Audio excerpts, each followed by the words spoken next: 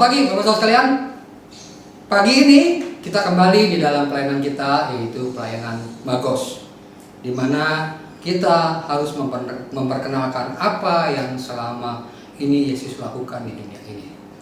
Pertanyaan besarnya adalah, mungkin kita berpikir bahwa Yesus itu lahir, bangkit, dan mati, ada hal yang tidak perlu. Tapi pagi ini saya membuktikan bahwa kita sudah mengenal pekerjaan pelayanan Tuhan, justru kita makin percaya bahwa apa yang dilakukan selama dia hidup memberikan satu pengertian yang baru. Contohnya adalah hari ini saya mau berbicara tentang berpikir lateral versus berpikir transformatif. Apa yang dimaksud dengan berpikir lateral? Berpikir lateral artinya kita berpikir seperti apa yang kita lihat, kita dengar, dan kita lakukan. Pada saat kita kepentok atau tidak bisa berbuat apa-apa, maka kita akhirnya frustasi dan selalu seperti jari saya ini. Kalau kita menyalahkan berarti begini kan, ya enggak? Sebetulnya 4 jari ini atau 3 jari ini mengarah pada kita. Artinya ketidakberdayaan kita. Oleh sebab itu pada pagi ini Yesus menerangkan dengan berpikir transformatif. Apa yang dimaksud dengan berpikir transformatif? Berpikir transformatif artinya kita berpikir keluar dari kotak-kotak yang selama ini kita lakukan. Yesus memberikan pengertian yang luar biasa. Kenapa saya bisa bicara seperti ini? Referensinya kita bakal buka di dalam Markus 6 ayat 30 sampai 38. Biar 8 ayat ini menentukan bagaimana kita berpikir, dan harapan saya adalah ketika kita mulai melihat berpikir ini, kita akan mengerti bahwa berpikir transformatif sebetulnya kita bisa lakukan. Berikut ini adalah contoh yang saya sebut. Ada 2 tokoh besar yang sama-sama tidak pernah menulis buku atau artikel. Namun anehnya paling banyak ditulis selama berabad-abad dalam abad pertama. Yang pertama adalah kita mengenal bernama Socrates, dan yang kedua adalah Yesus Kristus. Socrates hidup di dalam tahun 470 sampai 399 sebelum Masehi. Sang filsuf dari Athena, Yunani, sejatinya adalah seorang guru dan scholar yang boleh dikatakan adalah perintis cara berpikir di dunia barat.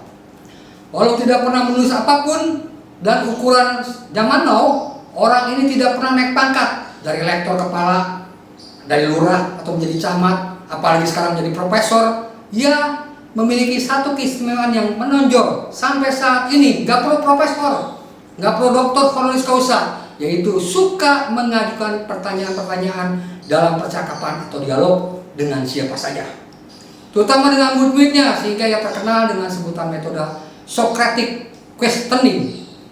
Apa yang dimaksud dengan Socratic questioning? Banyak pertanyaan justru melihat bahwa dengan pertanyaan tersebut kita dapat mengerti daripada apa yang kita tanyakan, sehingga isi berpikir daripada orang itu kita bisa tahu. Inilah yang dilakukan oleh Socrates. Demikian juga Bapak-Ibu sekalian, bukan hanya Socrates melakukan begini.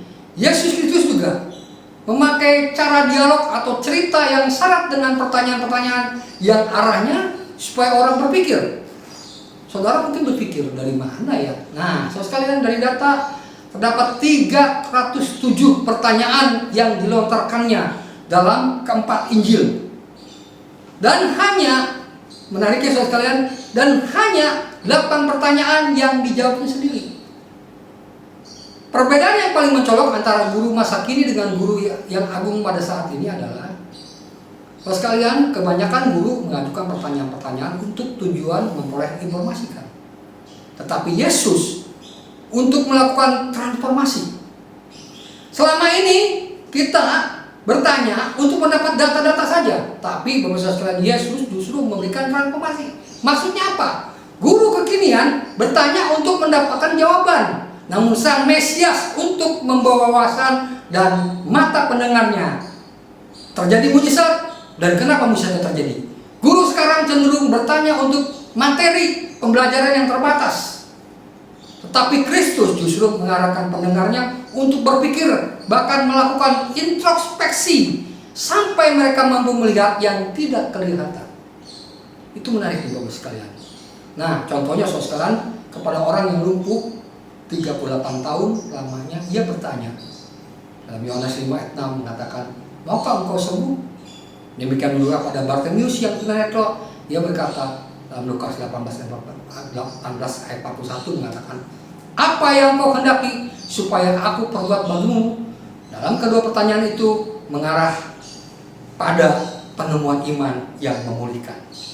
Artinya, saudara sekalian, Yesus bertanya untuk memulihkan imannya, memulihkan apa yang selama ini dia kenal, siapakah Yesus. Pada kesempatan lain juga ia mengajarkan lawan bicara untuk berpikir secara logis dan membuat kesimpulan sendiri. Dalam Lukas 10 ayat 36 berkata, siapakah di antara ketiga orang ini menurut pendapatmu adalah sesama manusia dari yang jatuh ke tangan penyamun itu? Nah, itu kan menarik Bapak sekalian.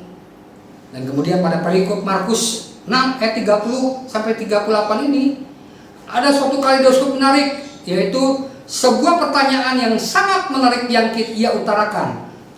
Dalam ayat 38 mengatakan, berapa banyak roti yang ada padamu?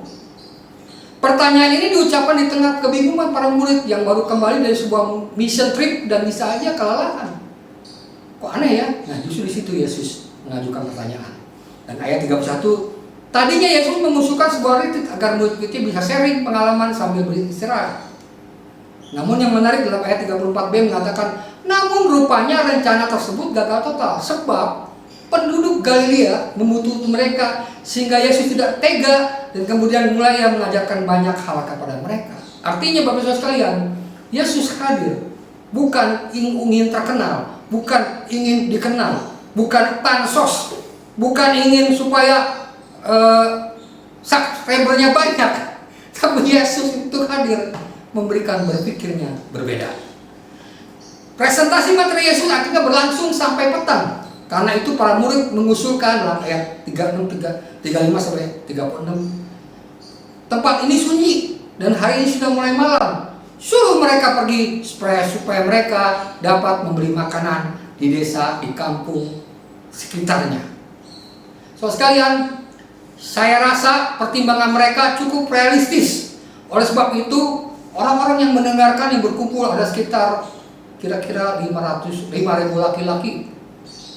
Data ini dilihat ayat 44. Dan bila dihitung dengan para wanita, ibu dan emak-emak atau the power of emak-emak dan anak-anak, jumlahnya bisa jadi bukan lagi satu kompi, Bapak sekalian, stadion atau Istora Senayan. Jadi diperkirakan sekitar 15 sampai 2.000 penonton, Bapak sekalian. Mana yang mau seksi diakonia? Dan murid yang jadi bendahara waktu itu dipegang Yudas Iskariot yang terbilang maha pelit dan maaf mungkin korup. Wah, ini mahal nih katanya kan, mengeluarkan dana konsumsi untuk dibeli nasi bungkus masyarakat sekitar 10 kelurahan Galilea atau pembagian sembako gratis. Bisa bayangin saudara, dengan kondisi 15 sampai 20 ribu, saudara bisa bayangkan bagaimana caranya. Tapi saudara, hari ini saudara, saya mau berikan pendapat yang luar biasa bagaimana cara berpikir tentang umat Yesus. Dalam ayat 37 lebih parah lagi. Pasti murid-murid pasti melotot ketika Yesus bilang begini, kamu harus memberi makan mereka makan. Lihat reaksi mereka. Tidak mungkin. Mana mungkin? Bagaimana duitnya Tuhan? Nah, sekalian, saya mau terjemahkan hanya dalam dua versi ya, yaitu dalam bahasa Inggris kita para prasekan mereka dengan tepat. With what? Artinya kasih makan apa Tuhan? With what? What? Dan ayo serius? Apakah ini serius? Mampukah Tuhan memberikan kepada ini? Kepada makanan mereka? Bagaimana duitnya nggak cukup nggak? Gitu Bapak sekalian kalau dalam bahasa anak mudanya. Makanya with what? Artinya kasih makan apa? Karena kenapa? Duitnya kagak ada. Zaman sekarang juga boro-boro. Nah, sekali lagi, respon mereka masih dalam batas kewajaran. Artinya, Bapak Saudara sekalian, respon murid-murid itu, Tuhan, bagaimana saya bisa memberikan? Karena cara berpikir mereka lateral. Artinya apa yang dia lihat, apa yang dia punya, mana mungkin terjadi. Makanya dia lakukan, mana mungkin terjadi.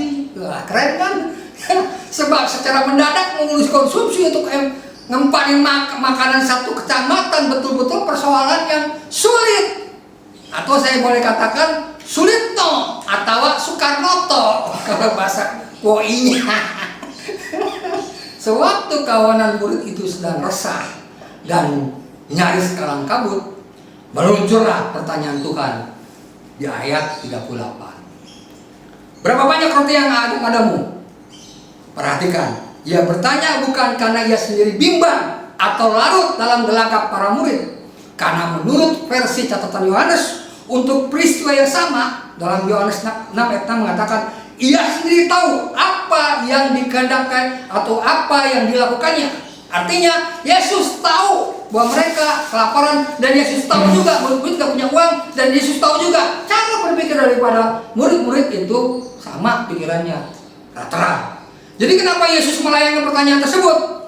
Saya menemukan paling tidak ada dua maksud ia hendak ajarkan. Yang pertama kita mesti ngerti, yaitu Tuhan Yesus bermaksud menuntun kita untuk belajar melihat kesulitan sebagai kesempatan. Dalam bahasa Cina-nya, Weiji, di balik masalah besar itu ada kesempatan. Itu bagaimana pandangan kita? Apakah kita Wei atau Ji? Itu pertanyaannya. Jadi menurut persepsi para murid, memberi makan halayak begitu sesak, selain tidak mungkin, artinya wah, ini berat nih, ada sebuah pemborosan yang tidak perlu. Kita lihat dalam ayat 37 kan. Jadi haruskah kami memberi roti seharga 200 dinar untuk memberi makan mereka? Setelah kita kasih, duitnya dari mana? Saya katakan pakai daun. Artinya dalam kalkulasi mereka, menghamburkan 200 dinar yang sama dengan gaji seorang pekerja untuk bekerja selama 8 bulan kerja adalah keputusan yang mubazir atau inefisien dan percuma, sebab nantinya masyarakat juga cuma dapat makanan, maaf, secuil yang tentunya jumlah terlalu sedikit dan tidak artinya tidak mengenyangkan. Bukankah kebanyakan kita kerap kali juga berpikir mirip dengan para murid, yaitu melihat setiap situasi atau tantangan hanya kesulitan atau problem. Artinya kita hanya melihat kesulitan, dan kesulitan itu biar bekerja terus sehingga menyebabkan kita lemah dan kita takut akhirnya.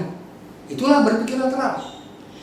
Mayoritas orang juga atau gereja juga, ya mungkin pendeta yang ketinggalan guru sinode atau yayasan terbiasa berpikir linier. Kenapa? Ya mega church, gereja yang besar pasti memberikan yang terbaik. Zaman sekarang kue padis, ya enggak. Jadi pikiran terpatok, terprogram sedemikian rupa sehingga yang terbentuk adalah sejenis jalan pemikiran bahwa semua persoalan harus saling menurut struktur yang logis. Kalau ada duit bisa, kalau nggak ada yang masuk akal bisa, atau standar, kaku, birokratis, praktikal, wah bla bla bla bla, serta tidak memberikan ruang sedikit pun pada hadirnya kemungkinan yang lain. Kalau perjaman saya tidak membiarkan kuasa Tuhan, tidak membiarkan Allah bekerja. Yang dibiarkan adalah cara berpikir kita. 1 ditambah 1, 2. Di luar 2, nehi simelekete. Artinya nyerah. Itulah penyebabnya. Masa kan Anda tidak pernah menjumpai orang yang seperti ini? Pasti banyak. Maka dari itu, solusi atau jalan keluar yang terbesit dalam pola linier ala murid-murid adalah terbentuk dalam ayat 36. Suruhlah mereka pergi. Maksudnya, bila penghuni ratusan kampung Galilea itu bisa dibubarkan, berakhir pula persoalan dan kesulitan yang ada di depan mata mereka. Karena mereka PR-nya satu, menyiapkan makanan. Kalau nggak ada makanan kan beres sudah. Bukankah di masa pandemi ini cukup banyak insan Kristen, bahkan pengurus gereja atau lembaga Kristen yang tetap berpola pikir linier? Banyak kebaktian. Ada pandemi, ada kebaktiannya online terus, akhirnya pada onsite, semua sudah datang. Sekarang yang datang mana? Wassalamualaikum warahmatullahi wabarakatuh. Jadi nggak ada yang baik. Jadi saudara sekalian, Yesus datang ke dunia ini bukan untuk memberi pikiran seperti itu.